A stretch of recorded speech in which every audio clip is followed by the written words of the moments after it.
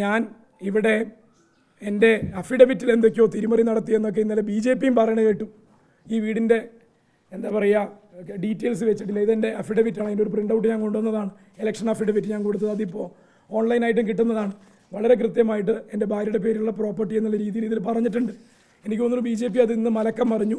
അല്ല, ഞങ്ങൾ സ്വന്തമായിട്ട് വീടില്ല എന്ന് പറഞ്ഞിട്ടില്ല, പക്ഷേ സ്വന്തം വീട്ടിലല്ല താമസം എന്നൊക്കെയാണ് ഇന്ന് മലക്കം മറിഞ്ഞിരിക്കുന്നത്.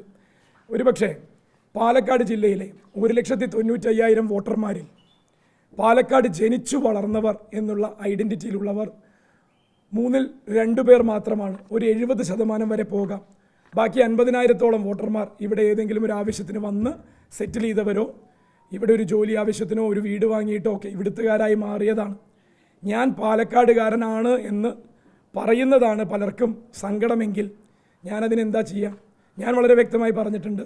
ഞാൻ ജനിച്ചത് തിരുവില്ലാമലയിലും പഠിച്ചത് പഴയന്നൂരും പിന്നെ ഗവൺമെൻറ് മെഡിക്കൽ കോളേജ് കോഴിക്കോടും അതിനുശേഷം ജോലിയായിട്ട് തിരുവനന്തപുരത്തും ബാംഗ്ലൂരും. ഇതൊക്കെ തുറന്ന എല്ലാവർക്കും മനസ്സിലാവുന്ന കാര്യങ്ങളാണ്. 33-ാമത്തെ വയസ്സിൽ ജോലി രാജിവെച്ച ശേഷം ഞാൻ ആദ്യമായി ഒരു വാടക വീട്ടിൽ ഒറ്റപ്പാലത്ത് താമസം തുടങ്ങുന്നു. 2 കൊല്ലത്തിന് ശേഷം പാലക്കാട് ഒരു വീട് വാങ്ങുന്നു. പാലക്കാടും ഒറ്റപ്പാലത്തുമായിട്ട് താമസം തുടരുന്നു.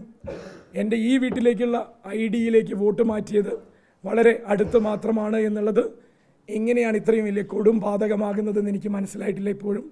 അതുകൊണ്ട് തന്നെ ഒറ്റപ്പാലത്ത് വളരെ കൃത്യമായിട്ട് ജനങ്ങളുമായിട്ട് ഇടപഴകുന്ന ഒരു 5 വർഷക്കാലമായിരുന്നു എൻ്റെ 2016-21 കാലഘട്ടം.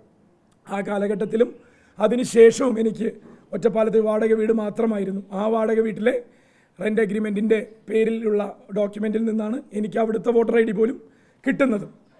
അപ്പോൾ ഇതൊക്കെ വസ്തുതകൾ എല്ലാവർക്കും അറിയുന്ന കാര്യങ്ങളാണ്.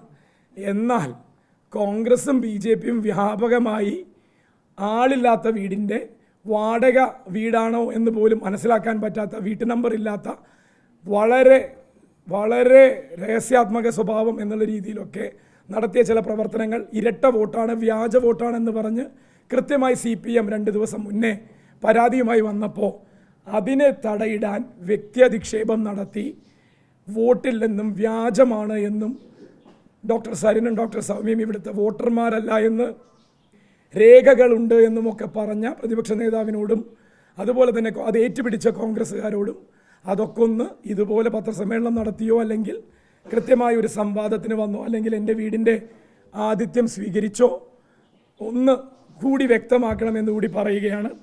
സൗമ്യയ്ക്ക് കുറച്ച് കാര്യങ്ങൾ സൂചിപ്പിക്കാനുണ്ടെന്ന് എന്നോട് പറഞ്ഞിരുന്നു. സൗമ്യ ഇടപെടും. അതിനുശേഷം നിങ്ങളുടെ ചോദ്യങ്ങൾ എന്തെങ്കിലും ഉണ്ടെങ്കിൽ അതുകൂടി കേട്ട് മറുപടി പറഞ്ഞ് നമുക്ക് പെട്ടെന്ന് അവസാനിപ്പിക്കാം.